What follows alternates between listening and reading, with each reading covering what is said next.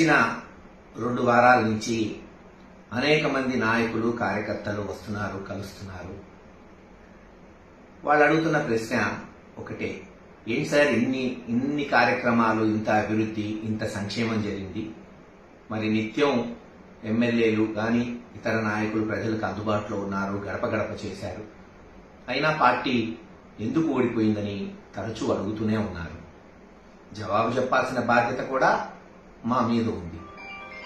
ఒకటే ఈ రోజున ప్రతి కార్యకర్తకి, నాయకుడికి చెప్తుంది, సరే రాజకీయాల్లో గెలిపోవటంలో సర్వసాధారణం, మహానాయకులు ఓడిపోయారు, మళ్ళీ గెలిచారు.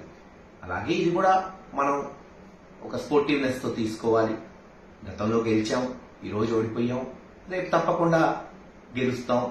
మనం మన బాధ్యతని, ప్రతిపక్ష బాధ్యతని మరి హుందాగా నిర్వర్తిస్తూ ప్రజల్లోకి పోయి ప్రజల తరఫున అధికార పక్షాన్ని ఎండగడుతూ ఉంటే తప్పకుండా ప్రజలు మనకు అవకాశం ఇస్తారు. కానీ ఈరోజు ఓడిపోవడానికి సరే అనేక మంది కార్యకర్తల నాయకులతో నేను మాట్లాడుతుంటే వాళ్ళు చెప్తున్న ఒక మేజర్గా 2-3 కారణాలు.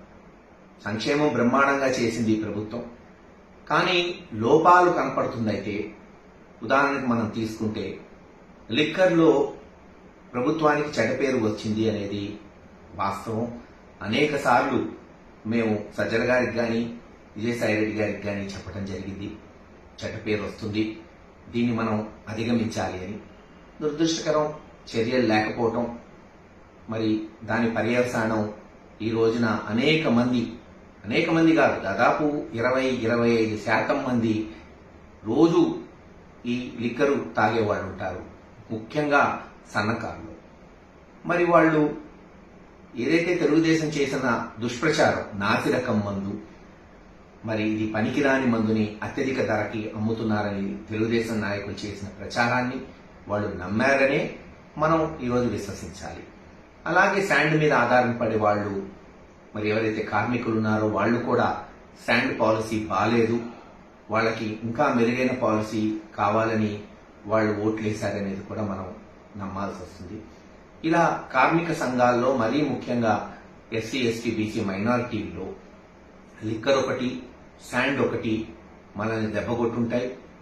సరే తెలుగుదేశం చివరిలో చేసిన దుష్ప్రచారం, టైటిలింగ్ యాక్ట్ ఎంతో కొంత నష్టం చేసిందనే మనం మరి భావించాల్సి వస్తుంది.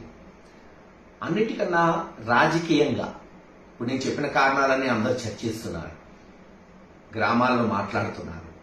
తప్పులేదు, మాట్లాడాలి కూడా. తప్పులు ఎక్కడున్నాయో తెలుసుకోవాలి, మరోసారి జరగకుండా చూసుకోవాలి. కానీ నేను ఒకటి చెప్పదలుచుకున్నా, ప్రతి నాయకుడికి, కార్యకర్తకి, బహుశా తెలుగుదేశం వాళ్ళు వింటే వాళ్ళకి ఉపయోగపడిద్దేమో.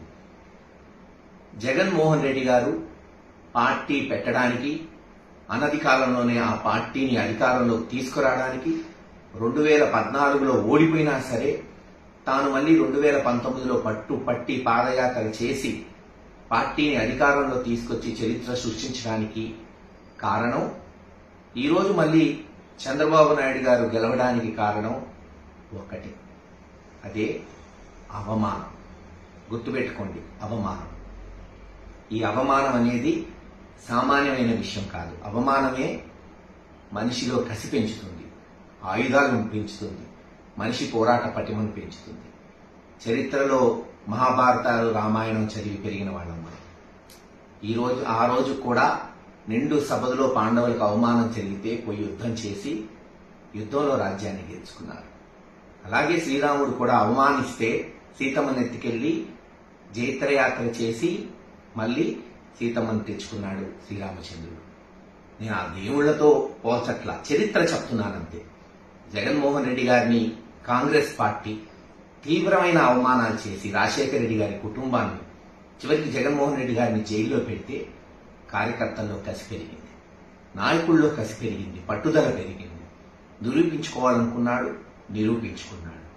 మరి అలాగే గడిచిన 2-3 సంవత్సరాలు కొంతమంది, నేను అందన్నట్ల కొంతమంది వైఎస్ఆర్సీపీ నాయకులు వాళ్ళు మాట్లాడే విధానం, మరీ ముఖ్యంగా చెప్పాలంటే నిజంగా వైఎస్ఆర్సీపీలో ఉన్న నాయకులు ఎవరు కూడా మాట్లాడాల.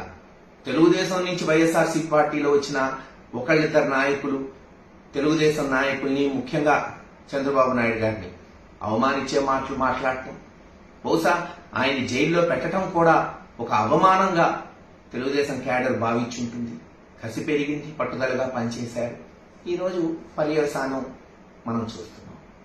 కనుక ఏదైతే అవమానం అనేది ఉందో అది ఎప్పుడు ఎవరికి జరిగినా అవతల వాడు కష్టపడి పనిచేస్తాడు, సత్ఫలితాలు తెచ్చుకుంటాడనేది గుర్తుపెట్టుకొని ఎందుకు తెలుగుదేశం నాయకులు చూస్తున్నారని అన్నానంటే, ఈరోజు గెలిచిన వెంటనే అనేక గ్రామాల్లో దాడులు జరుగుతున్నాయి.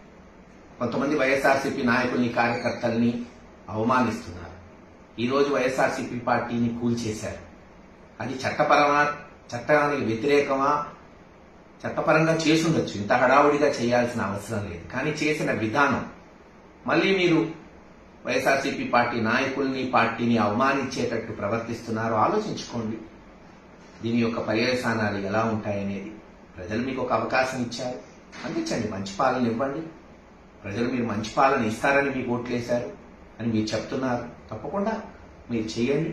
ఒక ప్రతిపక్ష పాత్ర తప్పకుండా జగన్మోహన్ రెడ్డి గారి నాయకత్వంలో మేమందరం కూడా సమర్థవంతంగా ముందుకు పోతాం. ప్రక్షాళన చేసుకోవాలి, చేసిన తప్పులు తెలుసుకోవాలి, మళ్ళీ తప్పులు జరగకుండా చూసుకోవాలి.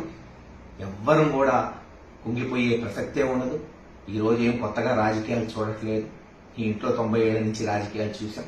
అనేక ఎలక్షన్స్ గెలిచాం, ఓడాం. గెలిచినప్పుడు ఇక్కడే ఉన్నాం, ఓడినప్పుడు ఇక్కడే ఉన్నాం.